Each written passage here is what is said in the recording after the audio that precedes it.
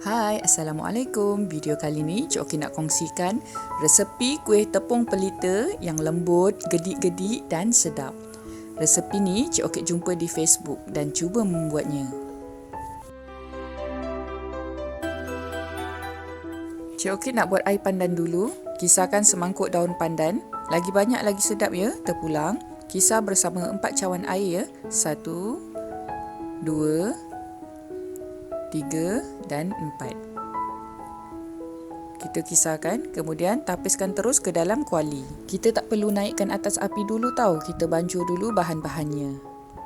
Okey, 4 cawan air pandan dah siap. Kemudian kita masukkan 1 cawan tepung beras. Cik Okit gunakan tepung beras cap 3 gajah. Nak guna brand lain pun boleh ya, asalkan tepung beras. Campurkan 1 cawan tepung beras terus ke dalam air pandan tadi. Kemudian masukkan 1 cawan gula pasir. Kalau tak suka manis sangat, boleh kurangkan gula ni 3/4 cawan ke Kemudian kita gaul sebatikan semua bahan. Kita nak larutkan tepung dulu. Masa ni kita tak perlu tinggi atas api Kita gaul dekat luar.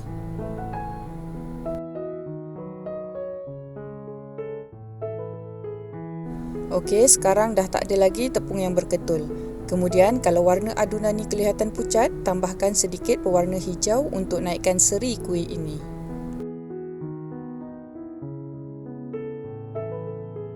Gaul lagi sampai sebati semuanya. Kemudian jom kita masak atas api. Masakkan adunan tadi sampai jadi likat dan berkilat. Kena sentiasa gaul ya, supaya adunan masak sekata. Lama jugalah nak tunggu adunan ni jadi likat. Kena bersabar ya. Kalau adunan dah jadi likat, meletup-letup macam ni, bolehlah padamkan api. Sendukkan terus ke dalam acuan semasa adunan ni masih panas lagi. Kalau kita lambat, adunan ni akan mengeras dan jadi berketul-ketul. Sebenarnya, sudukan separuh acuan je. Kalau macam Cik Okit ni, nak cukupkan masuk acuan, kena bagi sama rata lah. Kena letak lebih-lebih sikit.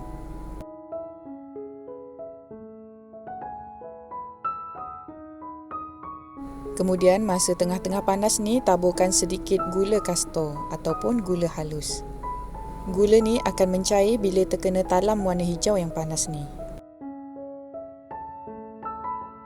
Buat sampai habis. Sementara tu, jom kita buat adunan santan pula. Cik Okit gunakan 1 kotak kecil santan kara 200 ml bersamaan dengan 1 cawan santan.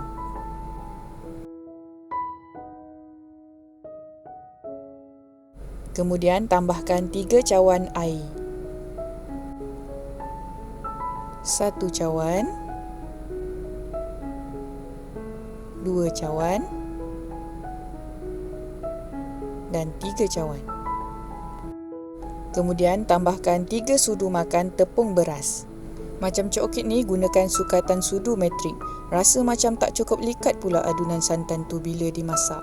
Sepatutnya kena lebihkan, jadikan 5 sudu metrik. Kemudian tambahkan 1 sudu kecil garam. Untuk adunan santan ni kena ada rasa lemak-lemak masin ya, barulah sedap kuih tepung pelita ni.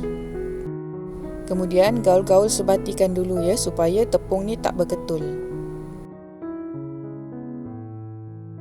Okey, bila adunan dah cantik licin, tak ada ketul-ketul lagi, bolehlah kita naikkan atas api.